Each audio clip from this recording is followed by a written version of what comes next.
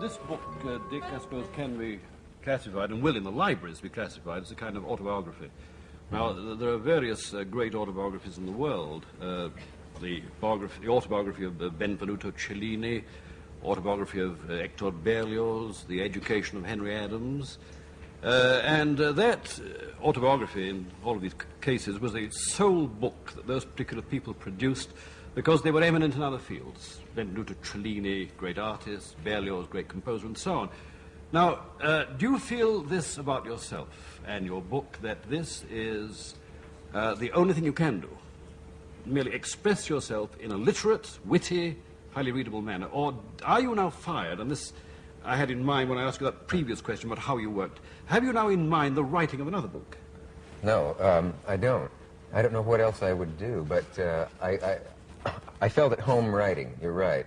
And there are times when I thought it really beats this business where, you know, you can sit in your own room and you can get it the way you want it and you don't have to worry about the lights and the not working or working. And is there anything you'd like to write? Anything you want to write? Anything you have an ambition to write? Well, I suppose everybody has the dilettante's desire to be able to write good fiction or a good novel, but they say most people want to have written, not to write. They they like the idea of having produced a book and having it sitting on the shelf, but to actually write is rough. Particularly when everyone, Jerzy and I were talking about it, everyone thinks that if you write a book and it's a bestseller or someone's heard of it, that you're so rich. I literally have people sending me letters. We were talking about saying, would you mind lending me some money? And writers don't make that much money, and it's a very, very hard life. They should write to Dick. Right.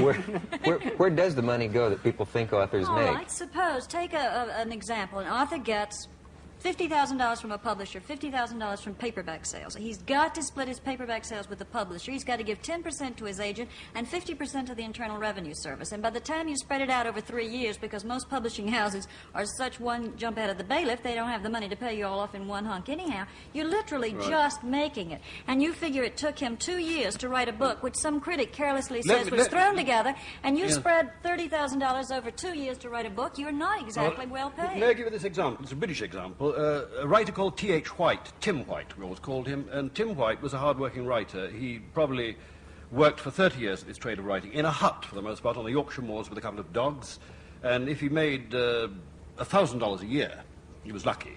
Now, he wrote a very fine series of books about King Arthur, which came out in a single volume called The Once and Future King. And the people who'd made My Fair Lady wanted to make a musical out of this, and indeed a musical was made. It was called Camelot, and it made a lot of money. And it meant that he got an advance of £80,000 for the use of his book. Now, he'd never seen so much money. £80,000 multiplied by 2.5, you get it in dollars.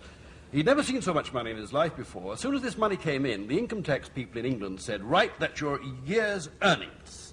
We're going to tax you at the top rate. And the idea was to leave Tim with £2,000, which is, how many dollars? $1,000? No, $5,000. $4,500 or so. He said, this is the reward of 30 years of work. Spread this over 30 years, and it's still not very much. And he had to get out to the island of one of the Channel Islands, where he discovered there was no reciprocal tax arrangement with America. And that man who'd written the bestseller, and out of this bestseller came a great best-selling or lucrative musical, ended as a poor man lecturing in America to live, borrowing money from his friends, and eventually dying of a heart attack on the boat going home. There is from no America. oil depletion allowance for writers. That is depressing. Typical example. We have to take a pause while we think about that. I'm sorry. I'm uncomfortable more here talking about myself than I am in the writing, and I don't know what to make of that, and we're going to have to talk more about that, but think about it. But thank you all for being here, and good night, and we'll see you in 2 weeks.